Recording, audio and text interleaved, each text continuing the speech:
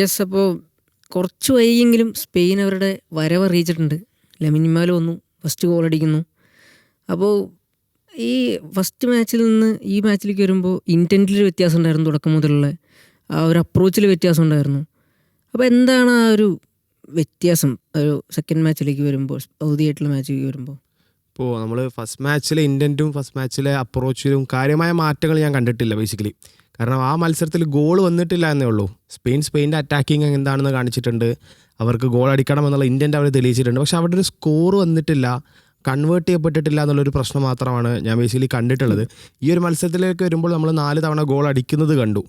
അതാണ് ഒരു ചേഞ്ച്, അതൊരു വലിയ ചേഞ്ചായിട്ട് നമുക്ക് തോന്നുന്നത്. കാരണം സ്കോർ ബോർഡിൽ ഒരു ഡിജിറ്റ് വരുന്നുണ്ട് എന്നുള്ളതാണ്. അപ്പോൾ അതിൽ പ്രധാന ഘടകം എന്ന് വെച്ച് കഴിഞ്ഞാൽ 2 ടീം എതിർ ടീമുകളുടെ അപ്രോച്ചാണ്.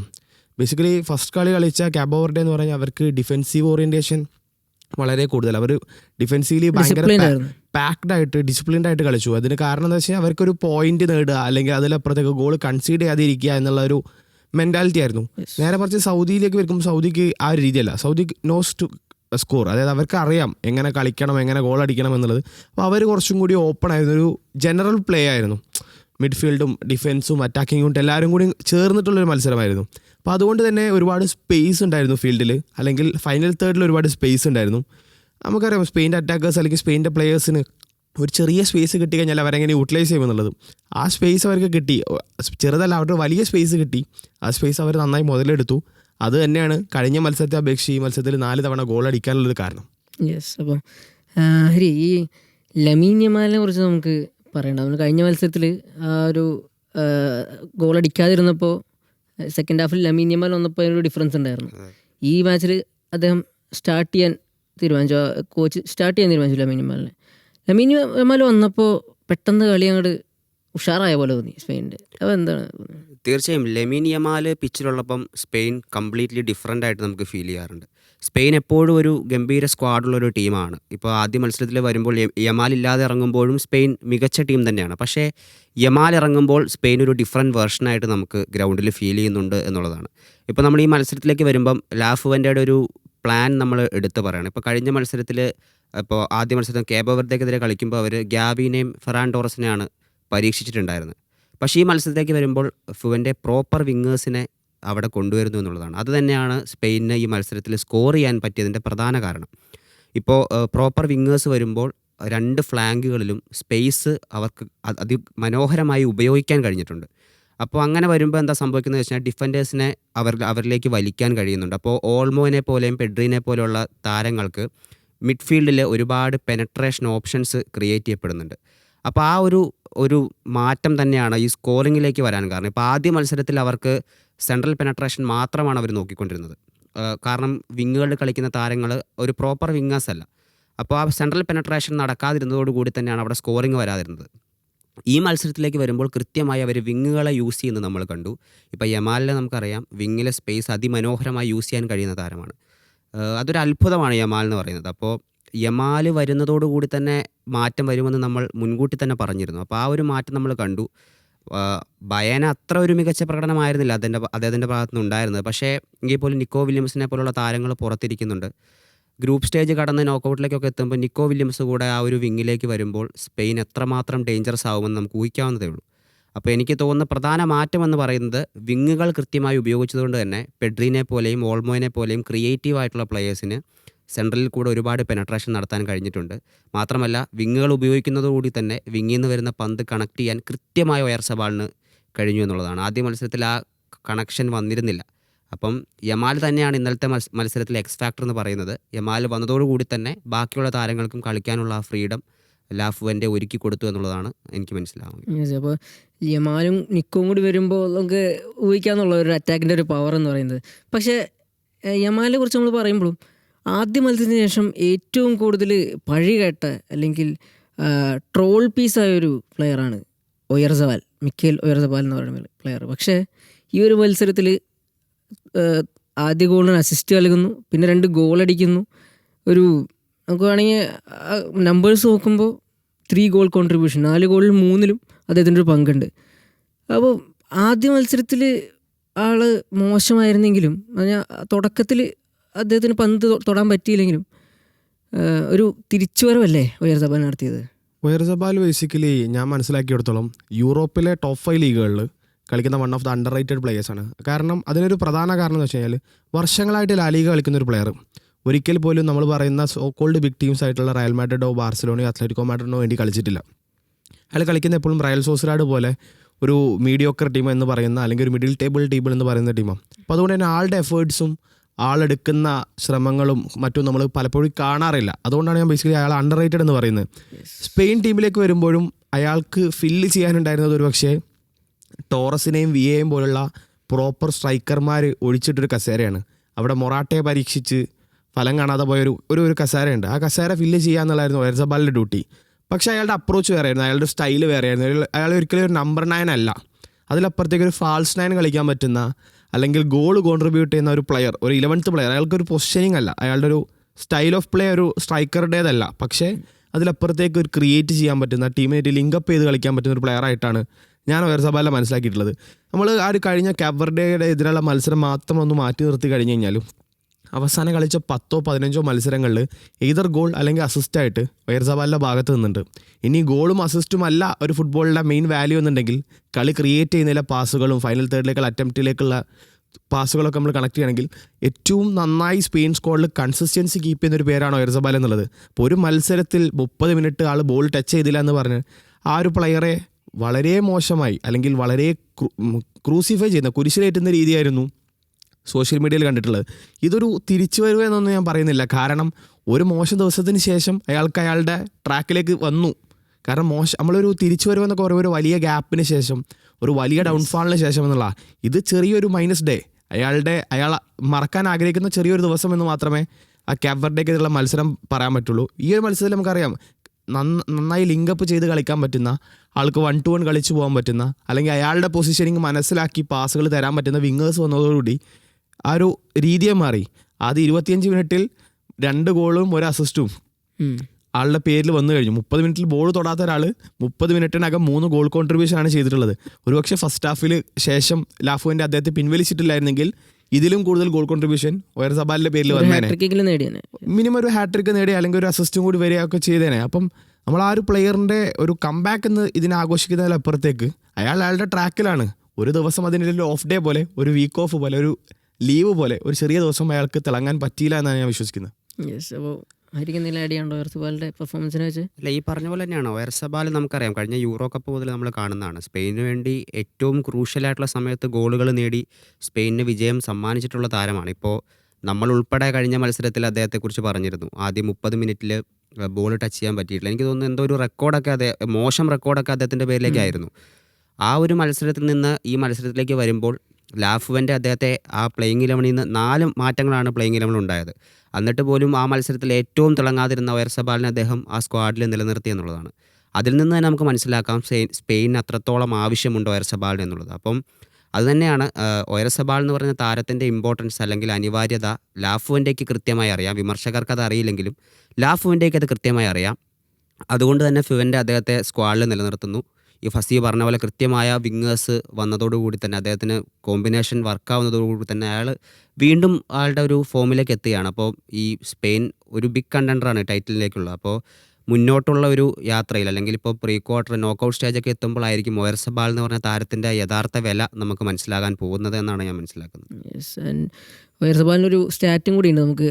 അതായത് ഈ ഫസ്റ്റ് മാച്ചിന് തൊട്ട് മുന്നത്തെ മാച്ച് വരെയുള്ള ഒരു സ്റ്റാറ്റ് എന്ന് പറയുന്നത് 10 മത്സരങ്ങളിൽ 15 ഗോൾ കോൺട്രിബ്യൂഷനുകളുണ്ട്. അത് ഫസി പറഞ്ഞ പോലെ ഒരു മാച്ചിൽ ഒരു ഡിപ്പ് എന്ന് പറഞ്ഞിട്ട് നമുക്ക് പറയാൻ പറ്റുള്ളൂ. സോ ഇനിയുള്ള മത്സരങ്ങളിൽ ഐ തിങ്ക് ഒയർസബാൽ ഒരു ഇമ്പോർട്ടൻറ്റ് പ്ലെയർ തന്നെയായിരിക്കും. ദെൻ ഇപ്പോൾ ഈ ഇനിയുള്ള മത്സരങ്ങൾ എന്ന് നമ്മൾ പറയുമ്പോൾ അടുത്ത മത്സരം ഉറുഗ്വേയാണ്. ഉറുഗ്വേ ഈ 2 മത്സരങ്ങൾ കഴിഞ്ഞ ഉറുഗ്വേയുടെ 2 സമനിലയാണ്. ആദ്യ മത്സരത്തിൽ സൗദി ഗോൾ കീപ്പർ നന്നായി പെർഫോം ചെയ്തു. അപ്പോൾ കുറേ ഗോൾ അറ്റംപ്റ്റ്സ് നടത്തിയിരുന്നു എനിക്ക് തോന്നുന്നത്. പക്ഷേ ഈ ഒരു മത്സരത്തേക്ക് വരുമ്പോൾ, കേപ്-വെർഡെ ആയിട്ടുള്ള 2ാമത്തെ മത്സരത്തേക്ക് വരുമ്പോൾ സ്റ്റാറ്റുകൾ എടുത്ത് നോക്കിയപ്പോൾ ഞാൻ കണ്ടത് ഉറുഗ്വേക്ക് ആകെ 2 ഓൺ ടാർഗറ്റ് ഷോട്ടേ ഉള്ളൂ. അറ്റംപ്റ്റ്സ് ഉണ്ട്, ഓൺ ടാർഗറ്റ് ഷോട്ട് 2 ഉള്ളൂ. കേപ്-വെർഡെക്ക് അപ്പുറത്ത് 4 ഷോട്ട് ഓൺ ടാർഗറ്റ് ഉണ്ട്. സോ അവിടെ ചെറിയൊരു വ്യത്യാസം നമ്മൾ കണ്ടു. കേപ്-വെർഡെ ഗോൾ അടിക്കുന്നത് കണ്ടു. അപ്പോൾ എങ്ങനെയായിരിക്കും സ്പെയിൻ്റെ ഒരു അടുത്ത മത്സരത്തേക്കുള്ളൊരു ഇത്? ഈ ഒരു മത്സരത്തിൽ വന്ന ചേഞ്ചസ് ഉണ്ട്. ആ ചേഞ്ചസ് തന്നെയാണ് അടുത്ത മത്സരത്തിലേക്ക് പോകുമ്പോൾ സ്പെയിൻ്റെ ഇൻറ്റൻറ്റ് എന്താണെന്ന് തെളിയിക്കുന്നത്. അതായത് നമുക്കറിയാം കഴിഞ്ഞ മത്സരത്തിൽ കുക്കുറയെ എങ്ങനെ കളിച്ചു നമ്മൾ കണ്ടതാണ്. കുക്കുറയെ നന്നായി ഓവർലാപ്പ് ചെയ്ത് ആ വിങ്ങിൽ ഗാവിയുടെ ചെറിയ പ്രശ്നങ്ങളുണ്ടെങ്കിലും അതിനെ അത്ര വലിയ രീതിയിലേക്ക് കാണിക്കാതെ ഒരു വിങ്ങർ എന്ന രീതിയിൽ തന്നെ കൃത്യമായി പൊസിഷൻ ചെയ്ത് കളിച്ച് പലപ്പോഴും ഗോളിലേക്കുള്ള ബോളുകൾ ഡെലിവർ ചെയ്തൊക്കെ കുക്കുറയെ നന്നായി കളിച്ചതായിരുന്നു. പക്ഷേ ആ മത്സരത്തിൽ വലത് വിങ്ങിൽ കളിച്ചിരുന്ന ലൊറൻ്റെക്ക് ഒരു പക്ഷേ അത്ര നന്നായി പെർഫോം ചെയ്യാൻ പറ്റിയിട്ടില്ലായിരുന്നു. കാരണം നമുക്ക് ലൊറൻ്റെ എന്തുകൊണ്ട് സ്ക്വാഡിലേക്ക് പരിഗണിച്ചു, ലൊറൻ്റെ നന്നായി ഡിഫെൻസീവ് ഓറിയൻറ്റേഷൻ കീപ്പ് ചെയ്യുന്ന അല്ലെങ്കിൽ ഡിഫെൻസീവ്ലി സോളിഡായിട്ട് നിൽക്കുന്ന ഒരു വിങ് ബാക്കാണ്. അപ്പം ലൊറൻ്റെയെ മാറ്റി പെഡ്രോ പോറയെ കൊണ്ടുവന്നതിൽ തന്നെ ഫുവൻ്റെയുടെ എന്താണ് ഫുവൻ്റെയുടെ ഒരു ചേഞ്ച്, ഫുവൻ്റെയുടെ തീരുമാനം എന്ന് മനസ്സിലായതാണ്. അതായത് കൃത്യമായി അറ്റാക്ക് ചെയ്യുക. ഒരു 5 മെൻ ഡിഫൻസ് അല്ലെങ്കിൽ 4 മെൻ ഡിഫൻസ് കളിക്കുന്ന സൗദിക്കെതിരെ പരമാവധി വിങ്ങിലൂടെ പുഷ് ചെയ്യുക. ലെമീൻ യമാൽ ബോക്സിൻ്റെ എഡ്ജിലാണെങ്കിൽ ലെമീൻ യമാലിനെയും കടന്ന് ഓവർലാപ്പ് ചെയ്യാൻ പെഡ്രോ പോറ ഉണ്ടാവണം. എങ്കിലേ സ്പെയിൻ്റെ ആ ഒരു വിങ് ത്രൂ ഉള്ള അറ്റാക്കിൽ നിന്നുള്ള ലാഫുവിൻ്റെ യഥാർത്ഥ ശൈലി ഗ്രൗണ്ടിൽ ഫലപ്രദമാകും. നമുക്കറിയാം കഴിഞ്ഞ മത്സരത്തിൽ കാബർഡേനെതിരെ ആദ്യ മത്സരത്തിൽ സെൻട്രൽ പെനട്രേഷൻ എന്നുള്ള രീതി, അതായത് സെൻറ്ററിലൂടെ അറ്റാക്ക് ചെയ്യുക. വിങ്ങുകളൊക്കെ നോർമലി വെച്ച് സെൻറ്ററായിരുന്നു അവർ മാക്സിമം യൂസ് ചെയ്തിരുന്നത്. നന്നായി ഷോട്ടുകൾ എടുക്കാനും അല്ലെങ്കിൽ ടാർഗറ്റ് ട്രൈ ചെയ്യാനുള്ള രീതിയിൽ സെൻറ്ററായിരുന്നു അവർ യൂസ് ചെയ്തിരുന്നെങ്കിൽ ഈ മത്സരത്തിൽ നന്നായി വിങ്ങുകളാണ് യൂസ് ചെയ്തത്. അതുകൊണ്ട് തന്നെ പോറോയെ പോലുള്ള താരങ്ങൾ അതിന് നന്നായിരുന്നു. പോറോക്കെ പലപ്പോഴും അറ്റംപ്റ്റ്സ് ചെയ്തിരുന്നു. കഴിഞ്ഞ മത്സരത്തിൽ ലൊറൻ്റെയെ അപേക്ഷിച്ച് പോറോ പരമാവധി അറ്റാക്കിംഗ് തേർഡിൽ പൊസിഷൻ ചെയ്തിരുന്നു ഈ ഒരു മത്സരത്തിൽ. അപ്പോൾ ഉറുഗ്വേക്കെതിരെ കളിക്കുമ്പോഴും ഇതേ ഒരു സ്ക്വാഡ് മെയിൻറ്റെയിൻ ചെയ്യാനുള്ള സാധ്യതകളുണ്ട്. കാരണം അറ്റാക്കിലേക്ക് പോകുമ്പോൾ പോറോയെ പോലുള്ള താരം ലെമീൻ യമാലിൽ കൂട്ടായിട്ട് നിൽക്കുന്നത് വളരെ ആവശ്യമുള്ളൊരു കാര്യമാണ്. കാരണം ഉറുഗ്വേ നമുക്കറിയാം, ഉറുഗ്വേ കഴിഞ്ഞ മത്സരത്തിൽ 2 ഗോളുകൾ കൺസീഡ് ചെയ്തു എന്നുള്ളത് ശരിയാണ്. ആദ്യ മത്സരത്തിലും അവർ സൗദിക്കെതിരെ ഗോൾ കൺസീഡ് ചെയ്തു എന്നൊക്കെ പറഞ്ഞു കഴിഞ്ഞാലും ഉറുഗ്വേ ഒരു കുറേ ഇൻഡിവിജ്വൽ പ്ലെയേഴ്സ്, നല്ല ഇൻഡിവിജ്വലി ബ്രില്യൻ്റ് ആയിട്ടുള്ള ഒരുപാട് പ്ലെയേഴ്സ് ഉള്ളൊരു സ്ക്വാഡാണ്. അവർക്കൊരു കംബാക്ക് നടത്താൻ ഒരു മത്സരം, നമ്മൾ പറഞ്ഞൊരു കംബാക്ക് അല്ലെങ്കിൽ ഒരു സോളിഡ് വിൻ നേടാൻ ഒരു മത്സരം മതി, ഒരു 90 മിനിറ്റ്സ് മതി. അപ്പോൾ ആ ടീമിനെതിരെ പരമാവധി അറ്റാക്ക് ചെയ്യുക എന്നുള്ളതായിരിക്കും സ്പെയിൻ്റെയും തീരുമാനം. കാരണം ഒരിക്കലും സിറ്റ് ബാക്ക് ചെയ്ത് കളിക്കാനുള്ള ഒരവസ്ഥയല്ല. കാരണം ആദ്യ മത്സരത്തിലെ ഡ്രോ ആണ്. ഇപ്പോഴും നമ്മൾ പറഞ്ഞ പോലെ മാത്തമാറ്റിക്കലി റൗണ്ട് ഓഫ് 32 കൺഫേംഡ് അല്ല, ബാക്കി റിസൾട്ട്സും ഒക്കെ ആശ്രയിച്ചിരിക്കും എന്നുള്ളൊരു നിലയിലാണ്. അപ്പോൾ അതുകൊണ്ട് തന്നെ സിറ്റ് ബാക്ക് ചെയ്യാനുള്ള സാധ്യതകളില്ല, അറ്റാക്ക് ചെയ്യുക എന്നുള്ളതാണ്. ഞാൻ പിന്നെ ഈ 2 മത്സരങ്ങൾ, അവസാനത്തെ ഉറുഗ്വേയുടെ 2 മത്സരങ്ങൾ വെച്ച് നോക്കുമ്പോൾ ഫെർണാണ്ടോ മുസ്ലേര എന്നുള്ള അവരുടെ ഒരു ഗോൾ കീപ്പർ ഉണ്ട്. ആ ഗോൾ കീപ്പറാണ് ആ ടീമിൻ്റെ ഒരു ബേസിക്കലി ഞാൻ മനസ്സിലാക്കിയൊരു ഡീമെറിറ്റ്. ഒരിക്കലും ഒരു പ്ലെയറിനെ നമ്മൾ മോശമാക്കി ചിത്രീകരിക്കാന്നല്ല, പക്ഷേ ആ ഏജ്ഡായിട്ടുള്ള പ്ലെയറിന് പലപ്പോഴും ആളുടെ ഒരു പ്രൈമിലുള്ള അല്ലെങ്കിൽ മുസ്ലേര എന്നുള്ള പ്ലെയറിൻ്റെ പ്രൈം അല്ലെങ്കിൽ ബെസ്റ്റ് വേർഷൻ നമ്മൾ പലപ്പോഴും കണ്ടിട്ടുള്ളതാണ്.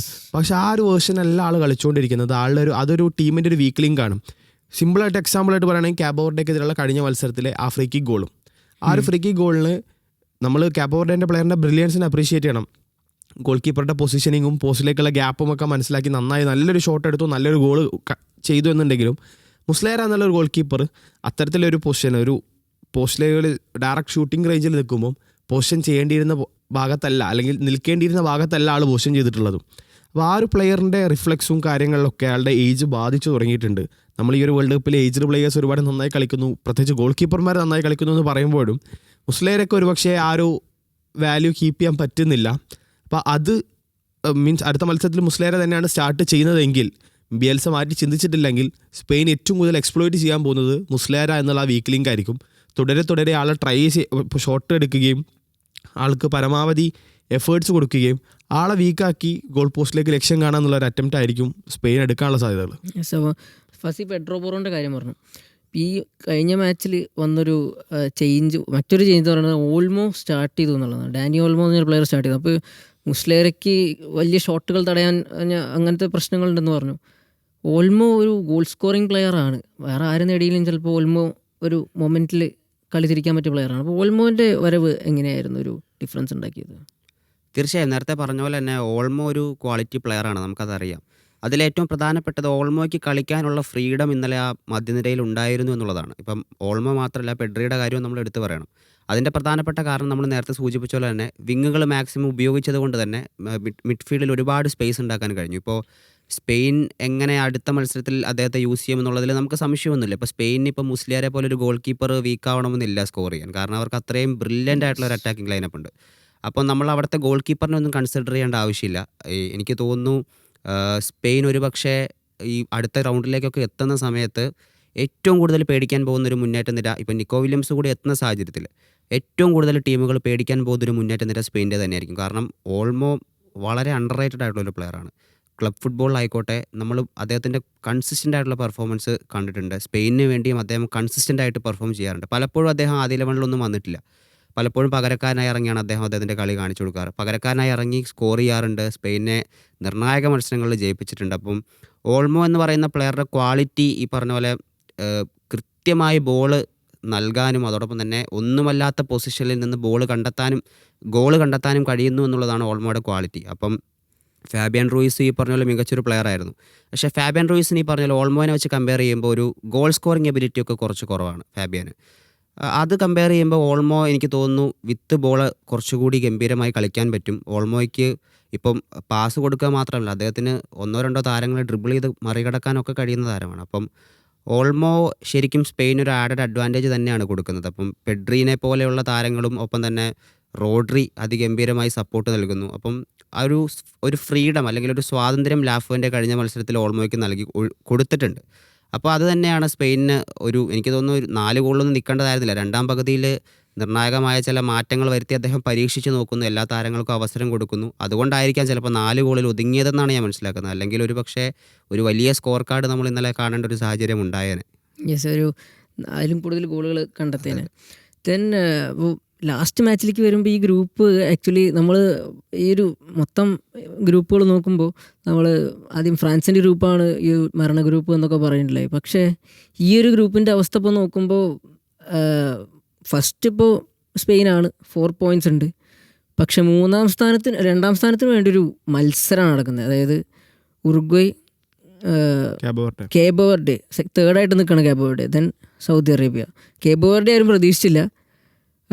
സോ ഈ ലാസ്റ്റ് മാച്ചിലൊരു ബാറ്റിലുണ്ട്, ഉറുഗ്വേ വേഴ്സസ് സ്പെയിനാണ് വരുന്നത്. അതേസമയം സൗദി വേഴ്സസ് കേബോ വെർഡയ്ക്കൊരു ജയം അല്ലെങ്കിൽ ഇൻ കേസ് ഉറുഗ്വേ സ്പെയിനെ തോപ്പിക്കുകയാണെങ്കിൽ ഒരു സമനിലെങ്കിലും മതി റൗണ്ട് ഓഫ് 30 കയറാൻ.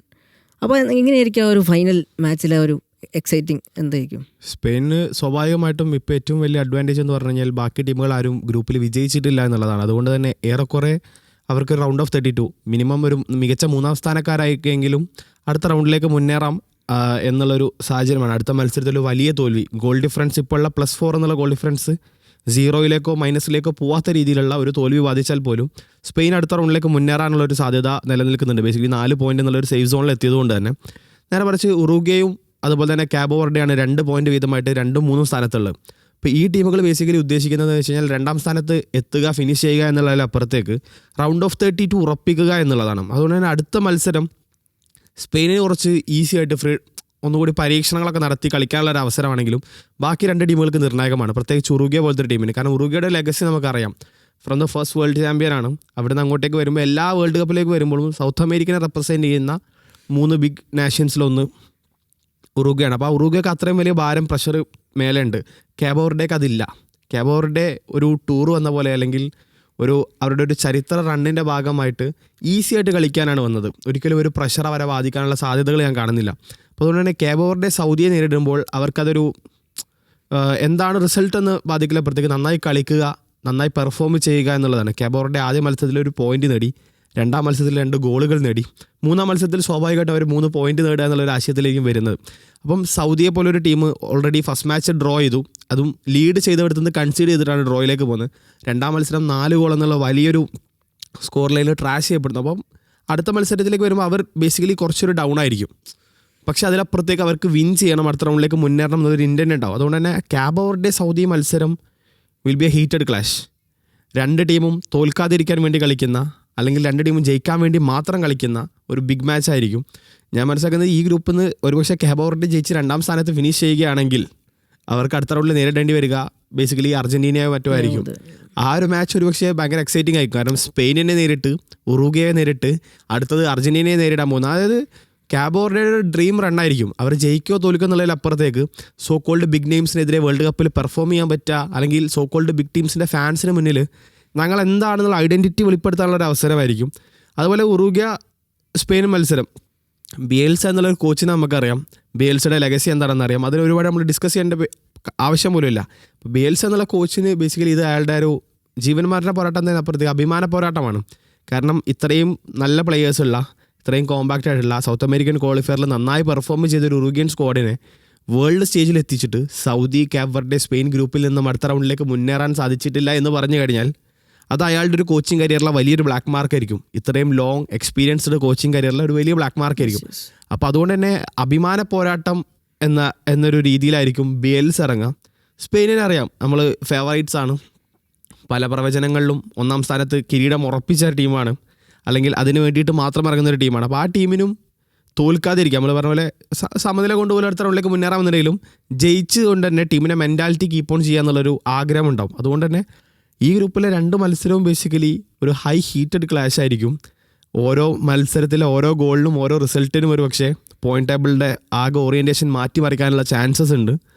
മരണ ഗ്രൂപ്പ് എന്നുള്ളൊരു ഡെഫിനിഷൻ ഈ ഒരു ഗ്രൂപ്പ് തെളിയിച്ച് കഴിഞ്ഞു അവസാന റൗണ്ടിലേക്ക് പോകുമ്പോൾ. ഈ കേപ്പ് വെർഡയുടെ കാര്യം പറയുമ്പോഴേ, നമ്മൾ ഇപ്പോൾ ഫസി പറഞ്ഞൊരു ടൂറ് പോയ പോലെയാണ് അവർ വന്നതെന്ന്.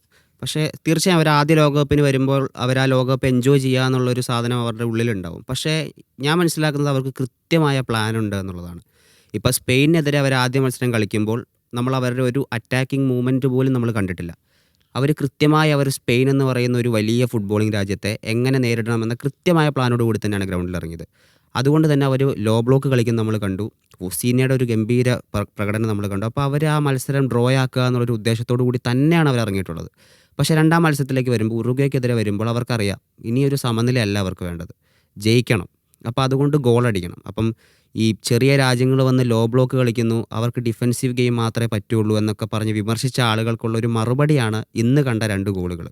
അപ്പോൾ അവർക്ക് ഗോൾ സ്കോർ ചെയ്യാൻ പറ്റുമെന്ന് അവർ തെളിയിച്ചിട്ടുണ്ട്. അപ്പോൾ ഡിഫൻസ് ഇപ്പം 6 ലക്ഷം മാത്രം പോപ്പുലേഷനുള്ളൊരു കൺട്രി വേൾഡ് കപ്പ് പോലെ ഒരു വലിയ സ്റ്റേജിൽ വന്നിട്ട് ഇത്രയും മനോഹരമായ ഒരു പ്രകടനം കാഴ്ചവെക്കുമ്പോൾ അവർ ഓൾറെഡി കിരീടം സ്വന്തമാക്കി കഴിഞ്ഞു എന്നാണ് ഞാൻ മനസ്സിലാക്കുന്നത്. അപ്പം കേപ്പ് വെർദെ എന്ന് പറയുന്ന ഒരു രാജ്യം, ഇപ്പോൾ നമ്മൾ കണ്ടു ഒരു വൊസീനി ഒന്നും എപ്പോഴും എല്ലാ ദിവസവും ജനിക്കില്ല. കേപ്പ് വെർദെക്ക് ഒരു അത്ഭുതം സംഭവിച്ചതാണ് ആ മത്സരത്തിൽ. അന്ന് വൊസീനെ ജനിച്ചു, ഇനി ഒരു വൊസീനെ ജനിക്കില്ല ആ ഒരു മത്സരത്തിൽ. അപ്പോൾ ഇനി അടുത്ത മത്സരത്തിൽ കേപ്പ് വെർദെ തോൽവി വഴങ്ങും. അപ്പോൾ അവർ തെളിയിക്കുകയാണ് അവർക്ക് ഒരു വൊസീനെ അല്ല അവർക്ക് എന്നും വേണ്ടത്, അവർക്ക് അല്ലാത്ത താരങ്ങളുണ്ട് കളിക്കാൻ പറ്റുന്ന. അപ്പം കൃത്യമായി അവരവരുടെ വരവ് അറിയിച്ചിട്ടുണ്ട്. അപ്പം അവർക്ക് ഡിഫെൻസീവായിട്ട് കളിക്കണമെങ്കിൽ അങ്ങനെ കളിക്കാനും പറ്റും, അറ്റാക്കിംഗ് ആണ് ചെയ്യണമെങ്കിൽ അതിനും പറ്റും. ഇനിയിപ്പോൾ അവർ റൗണ്ട് ഓഫ് 32 എത്തിയില്ലെങ്കിൽ പോലും അവരവരുടെ പേര് തങ്കലിപികളാൽ ഈ ലോകകപ്പ് ചരിത്രത്തിൽ എഴുതി കുറിച്ച് കഴിഞ്ഞു. അപ്പം കേപ്പ് വെർദെനെ കുറിച്ച് നമ്മൾ ഈ സമയം സംസാരിക്കുമ്പോൾ എടുത്തു പറയേണ്ടതാണ് ആ കാര്യം. അപ്പോൾ കേപ്പ് വെർഡെ 2ാം മത്സരത്തിൽ ഒരു വിസ്മയം തന്നെ തീർത്തിരിക്കുന്നു. 3ാം മത്സരത്തിൽ ഇനി അവരുടെ അവസാന മത്സരമാണ്. ആ ഒരു ആവേശവും ഗ്രൂപ്പിലെ അവസാന മത്സരം ചിലപ്പോൾ ഈ ലോകകപ്പിലെ അവസാന മത്സരമായേക്കാം എന്നുള്ളൊരു സ്ഥിതികളിലുണ്ട്. അവർ അത്രയും എഫേർട്ട് ഇട്ടായിരിക്കും ആ ഒരു മത്സരത്തിന്. ആ സൗദിക്കും അതേപോലെ അവരുടെ അഭിമാനം ഉണ്ട്, അടുത്ത റൗണ്ടിലേക്ക് കിടക്കണം എന്നുള്ളൊരു ഉണ്ട്. അത് രക്ഷിക്കാനായിട്ട് സൗദി ഇറങ്ങും. ഒരു ടൈറ്റ് മാച്ച് തന്നെയായിരിക്കും എന്നാണ് എനിക്ക് തോന്നുന്നത്.